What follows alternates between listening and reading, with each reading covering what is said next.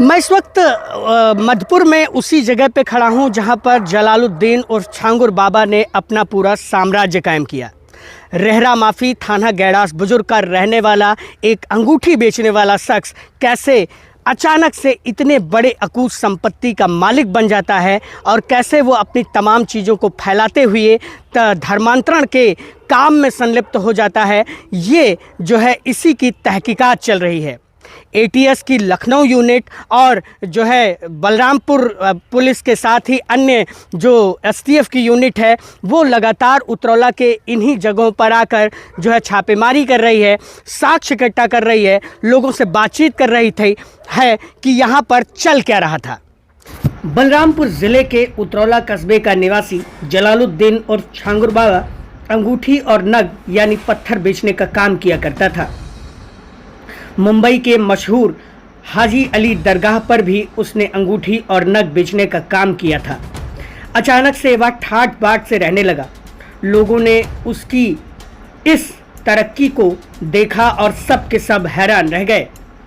फिर उसने ज़मीन की खरीद फरोख्त करने की तरफ कदम बढ़ाया और उसने उतरौला शहर समेत तमाम जगहों पर ज़मीनों की खरीद फरोख्त शुरू कर दी।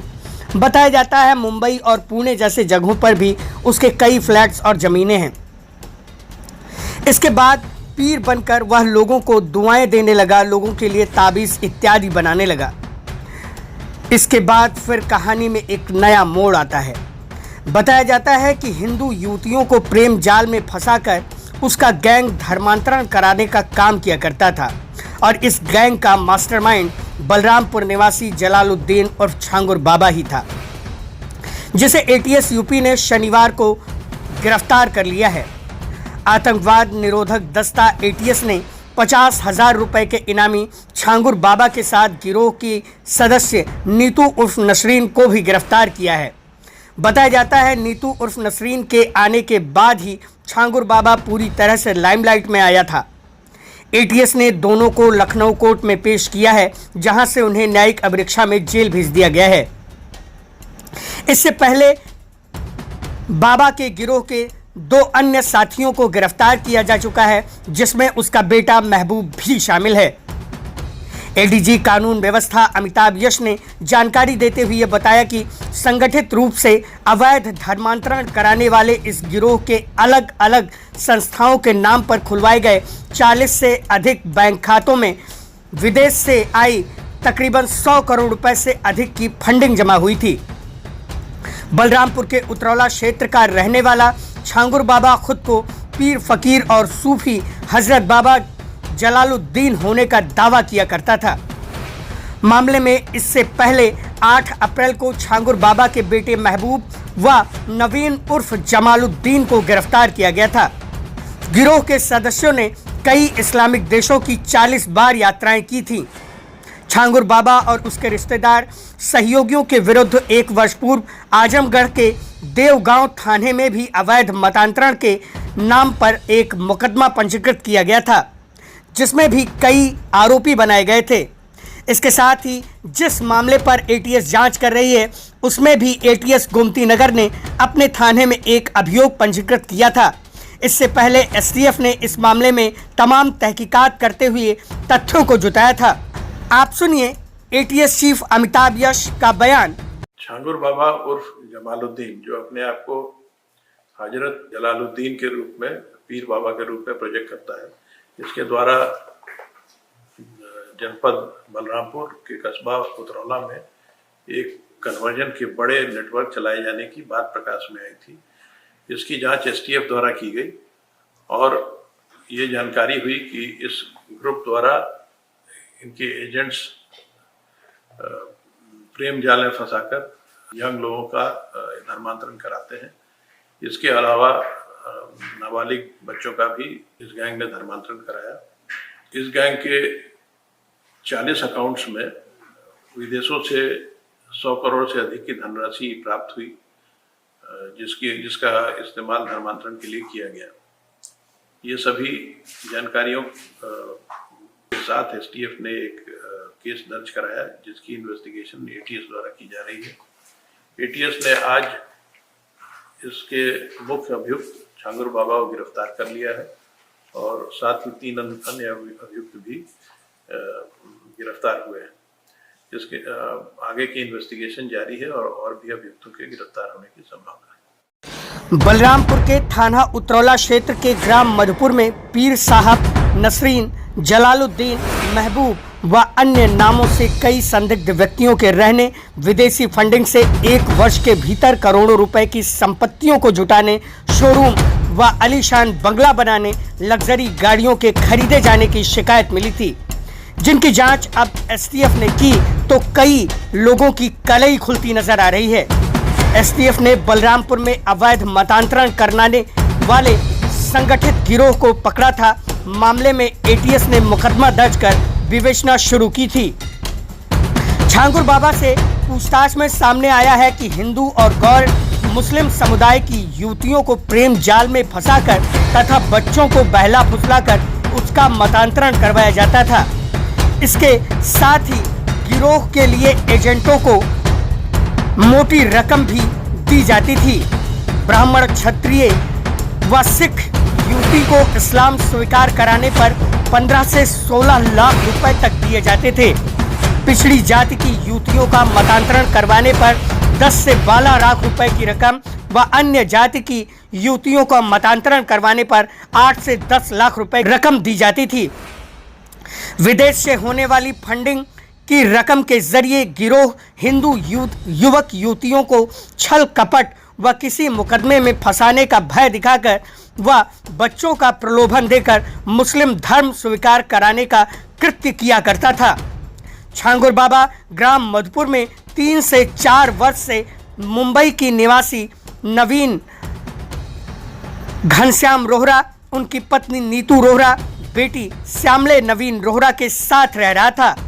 यह परिवार पूरी तरह से न केवल बाबा के लिए समर्पित हो चुका था, बल्कि इसी के आने के बाद से तमाम चीजें वो होनी शुरू हुई जिसकी किसी को आशंका तक नहीं थी। तो आपके यहाँ छांगुर बाबा है, ये क्या है मामला इसका? जो है ये बहुत बड़ा मक्कार आदमी है। बहुत पहले ये अंगूठी बेचता था, फकीरी करता था। बाद में ये प्रधान हुआ, 2 बार प्रधान हुआ। उसके बाद तमाम भ्रष्टाचार करके अपना मकान बनाया, वहां से ये प्रसिद्ध हुआ। तब से झाड़ फूक दुआ भूत करता है और बहुत बड़ा बाबा बन गया है। अच्छा, इसके ऊपर जो है ये धर्म परिवर्तन का भी आरोप है, तो ये कैसे झाड़ फूक करता है? मुझे तो यहाँ तक ये भी शक है कि इसके पास विदेशी फंडिंग आता है। आप धर्म परिवर्तन की बात कर रहे हैं, ये तमाम अनैतिक कार्यों में जो है संलिप्त है और मैं चाहता हूँ कि इस पर विभागीय उच्च अधिकारियों जो द्वारा जांच किया जाए। एक बहुत बड़ा मामला प्रकाश में आएगा। आपने इस व्यक्ति की बातचीत को सुना जो बाबा के विषय में ये तमाम चीजें बतला रहा था। बतलाया जाता है कि रेहरा माफी से निकला हुआ एक व्यक्ति जब आसाम रोड चौराहे पर अंगूठी बेचने का कारोबार शुरू करता है, संबंधों को बनाना शुरू करता है, तब किसी को ये उम्मीद नहीं होती है कि अंदर खाने चल क्या रहा था। बताया जाता है इस मामले में उछाल तब आता है जब नीतू और नवीन रोहरा नाम के 2 व्यक्ति जो मुंबई और दुबई के रहने वाले थे वो यहाँ पर आते हैं और यहाँ पर रहना शुरू कर देते हैं। बतलाया जाता है कि उन्हीं के बाद से जो है संपत्ति में बाबा के उछाल आता है और तमाम चीज़ें बड़े पैमाने पर खड़ी होनी शुरू हो जाती हैं। आजमगढ़ में, लखनऊ में एक मुकदमा पंजीकृत किया जाता है जिसमें जो है बाबा को बताया जाता है कि ये जो छांगुर बाबा है वो धर्मांतरण का कारोबार करता है। ये न केवल गरीब हिंदू पुरुष महिलाओं को मुस्लिम बनाता है, बल्कि जो है उन्हें कुछ लालच देकर या कुछ इस तरह से चीज़ें करके उनके पक्ष में चीज़ों को करने का काम करता है, जिस कारण से वो धर्मांतरण कर सकें। हम आपको बताते चलें कि छांगुर बाबा ने सिंधी नवीन घनश्याम को बहकाकर मुस्लिम धर्म स्वीकार कराया था। उसकी पत्नी नीतू व बेटी श्यामले का भी इसी प्रकार से धर्मांतरण करवाया गया था। नवीन का नाम बदलकर जमालुद्दीन, नीतू का नाम बदलकर नसरीन व श्यामले का नाम बदलकर सबीहा रख दिया गया था। छांगुर बाबा तीनों के साथ चांदौलिया शाह दरगाह के बगल में रहकर अवैध धर्मांतरण के गिरोह को संचालित करने का काम कर रहा था। उसने सिजाए तैयबा नाम से एक किताब भी छपवाई थी जिसके जरिए वह इस्लाम का प्रचार प्रसार किया करता था। गिरोह में छांगुर बाबा, महबूब, पिंकी हरिजन, हाजिरा, शंकर, ऐमन रिजवी जो कि कथित पत्रकार है, सगीर, नीतू रोहरा व अन्य कई व्यक्ति शामिल थे। नवीन ने दुबई में रहकर ही इस्लाम धर्म को स्वीकार किया था। बताया जाता है कि छांगुर बाबा के करीबी नवीन की पत्नी व बेटी के साथ वर्ष 2015 में दुबई जाकर उसने इस्लाम धर्म स्वीकार किया था। दुबई सरकार द्वारा जारी प्रमाण पत्र भी इस बात की गवाही दे रहा है कि उन्होंने दुबई में ही अपना धर्मांतरण करवाया था। 7वीं पास नवीन ने 2016 से 2020 के करीब 19 बार दुबई की यात्राएं की। नवीन की पत्नी नीतू ने भी 19 बार दुबई की यात्राएं की। दोनों ने एक साथ दुबई रहते हुए वहां पर काफ़ी काम किया और वहां पर तमाम अकूत संपत्ति बनाई। इसे लेकर गहनता से जब छानबीन की जा रही है तो कई चीज़ें खुलती हुई नज़र आ रही हैं। आरोपित छांगुर बाबा के तमाम तामझाम के बावजूद उसकी करतूतों की अनदेखी पर प्रशासन, पुलिस व एलआईयू की भूमिका भी अब सवालों के घेरे में नज़र आ रही है। सूत्रों की माने तो इस मामले में जिला प्रशासन व सिविल पुलिस लगातार बाबा के करतूतों पर न केवल पर्दा डालती रही बल्कि उन्हें अनदेखा भी करती रही। बताया जाता है कि बाबा के पास करोड़ों रुपए की संपत्ति होने का फायदा जिला प्रशासन के साथ साथ स्थानीय लोगों को भी मिला और उन्होंने मुंबई, दुबई, पुणे, उतरौला और अन्य जगहों पर तमाम संपत्तियां बनाईं। इसी बात का नतीजा था कि उस पर अब तक कोई कार्रवाई नहीं हुई थी। अब आप बाबा के मैनेजर होने का दावा कर रहे ऐमन रिजवी, जो कि कथित पत्रकार हैं, उनकी बातों को भी सुनिए। उन्होंने एक बार हमें अपना बयान देते हुए तमाम चीज़ें बतलाई थीं और ख़ुद वह बाबा को तमाम बार पाक साफ बताते हुए कहा था कि बाबा ने इस तरह का कोई काम नहीं किया। सरकार जब चाहे तब उनके किसी भी बैंक खाते या उनकी संपत्तियों की जांच करवा ले, वो पाक साफ ही निकलेंगे। अब हो रही इतनी बड़ी कार्रवाई के बाद ऐमन रिजवी और छांगुर बाबा का वो तमाम दावा सिफर होता नज़र आ रहा है। बताया जाता है कि उस दौरान न केवल उन्होंने तमाम ऐसी दलीलें दी थीं कि एक वसीउद्दीन खान और बबलू नाम का व्यक्ति है जिसने जो है उनके ऊपर अवैध रूप से इस तरह की कार्रवाई करने की बात कही थी, बल्कि उन्होंने कहा था कि ये सारी चीज़ें एक साजिश के तहत हम लोगों के साथ की जा रही हैं। सुनिए ऐमन रिजवी ने हमसे बातचीत में क्या क्या बतलाया था। मैं ऐमन रिजवी और प्रवक्ता बाबा की तरफ से बोलने की अथराइज़ किया गया हूं और मुझे अफसोस इस बात का है कि एक अपराधी व्यक्ति जो समाजवादी गवर्नमेंट में जिसके ऊपर कई मुकदमे लिखे, जिसको पुलिस अधीक्षक बलरामपुर द्वारा ये माना गया कि वो गुंडा है, उसके ऊपर कई मामले मुकदमे लिखे हुए हैं, जिसमें पुलिस अधीक्षक बलरामपुर ने ज़िला अधिकारी बलरामपुर को लिखा है। ये चिट्ठी है, देखिए लाइव, ये इसके ऊपर सारे मुकदमे हैं। ये सारे मुकदमे हैं जो बाबा से मिलने से पहले जिस पे ये जेल भी जा चुका है और ये लेटेस्ट 14 तारीख का एक मुकदमा है जिसमें भी ये फ़रार हैं। इनके ऊपर मुकदमा लिखा जो ये फ़रार हैं, ये घर पे भी नहीं है, भाग गए हैं। एक आदमी जो 80 साल का 90 साल का आदमी है जो उतरौला में कई वर्षों से रह रहा है, 2 बार वो प्रधान रहा है रेरा माफ़ी का, उसको बताया गया कि वो 50 रुपये की हैसियत नहीं है, जबकि वो आज 2 बार प्रधान रह चुका है और रेहरा माफ़ी में जिसकी कई बीघा ज़मीन पुश्तैनी है और वो बुज़ुर्ग हैं, लोगों को दुआ देते हैं। कई हिंदू लोग इनसे दुआ लेते हैं, हम लोग भी लेते हैं, बड़े बड़े अधिकारी भी दुआ लेते हैं और उनके बारे में ऐसा कहा गया इनकी छवि धूमिल करने के। एक अपराधी इतिहास जिसका है वो उनके चैनल पर बैठ के उस आदमी के ख़िलाफ़ इस बयान को चला रहा है जिसके साथ पीढ़ी में 1/7/16 की भी नोटिस नहीं आई है आज तक। और जांच की बात है, CBCID से लेके एलआईयू हर जांच कर चुका और उस आदमी ने, बब्बू वसीउद्दीन चौधरी ने, सरकारी अधिकारी व कर्मचारियों को भी निशाना साधते हुए कहा कि ये पैरवी करते हैं, जबकि सच्चाई ये है कि पूरा उतरौला जानता है कि एक भी मुकदमा, एक भी कोई चीज़ ऐसी इनके साथ नहीं है। अगर होती तो सबसे पहला आदमी मैं होता जो इनका दुश्मन होता, क्योंकि उतरौला में समाज के लिए बड़ी कुर्बानियाँ दिया है। अगर छांगुर बाबा गलत होते, कोई अपराधी गतिविधि के होते तो हमारा परिवार सबसे पहले इनसे हमको दूर कर देता। जब बाबा के ऊपर आरोप लगा कि उन्होंने 500 करोड़ रुपए की संपत्ति बना रखी है, तो वो संपत्ति बाबा के पास कैसे आई? मैं तो खुद यहाँ पे देख रहा हूँ कि ये करोड़ों रुपए की संपत्ति होगी, तो ये कहाँ से आ गई? बाबा के नाम से कोई प्रॉपर्टी है ही नहीं। नवीन अरोड़ा, नीतू अरोड़ा जो दुबई में रहती थी, ये बहुत पहले कन्वर्ट हुई थी। बाबा से ये कई साल के बाद मिली, जिसका एफिडेविट कोर्ट में लगा हुआ है और बयान हल्फी भी आपको अभी हम उपलब्ध कराए दे रहे हैं। बाबा के नाम से कोई प्रॉपर्टी नहीं। और हिंदुस्तान का ये कानून है कि बाहर हिंदुस्तान का रहने वाला आदमी अपनी ज़मीन कहीं भी ख़रीद सकता है। नीतू और नवीन अरोड़ा का जो भी पैसा है वो वाइट मनी है, और बाकी वो कौन सा खाता, NRI अकाउंट है उनका, उस पैसे की वाइट मनी से उन्हीं ने अपनी प्रॉपर्टी बनाया है जो उन्हीं के नाम से है। बाबा ये है कि कभी कभी आते रहते हैं, साथ में कभी रहते भी हैं, आते हैं, देख रेख करते हैं, सलाम दुआ करते हैं, उनके लिए दुआ करते हैं, लेकिन सारी प्रॉपर्टी नीतू और नवीन के ही नाम से है। इन सभी मामलों की जांच उत्तर प्रदेश पुलिस की ATS यूनिट कर रही है, जबकि कई तथ्य इस मामले में सामने आ रहे हैं। इस मामले में विश्व हिंदू रक्षा परिषद के राष्ट्रीय अध्यक्ष ने शिकायतकर्ता के रूप में कड़ी और महती भूमिका निभाई है। गोपाल राय ने गिरफ्तारी के बाद मीडिया से बात करते हुए कहा कि मुख्यमंत्री योगी आदित्यनाथ और ATS की पूरी टीम को मैं बधाई देता हूं। उन्होंने कहा कि विश्व हिंदू रक्षा परिषद के दखल के बाद छांगुर बाबा गिरफ्तार हुआ है, उसके कई साथी भी गिरफ्तार हो चुके हैं। उन्होंने बताया कि 2 दिन पहले ही उन्होंने मुख्यमंत्री योगी आदित्यनाथ को सूचना दिया था और ADG LO अमिताभ यश से भी मुलाकात कर इस संबंध में उन्होंने सारी बात बतलाई थी। उन्होंने कहा कि जल्द ही इस पर कार्रवाई होगी और कार्रवाई करके उन्होंने उसकी गिरफ्तारी करके दिखला दिया।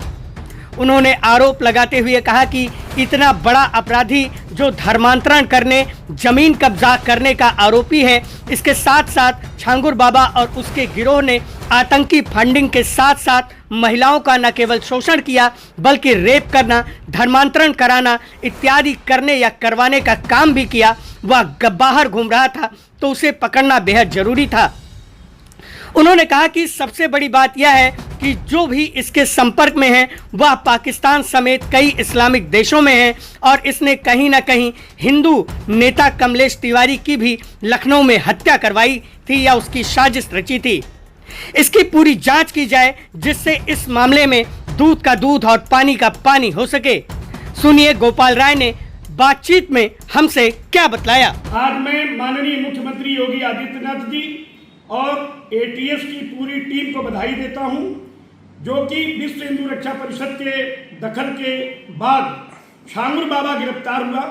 क्योंकि कल मैं मुख्यमंत्री जी को सूचना दिया और उत्तर प्रदेश के तेज तर्रार IPS अपर पुलिस महानिदेशक कानून व्यवस्था श्री अमिताभ यश जी से भी मुलाकात किया।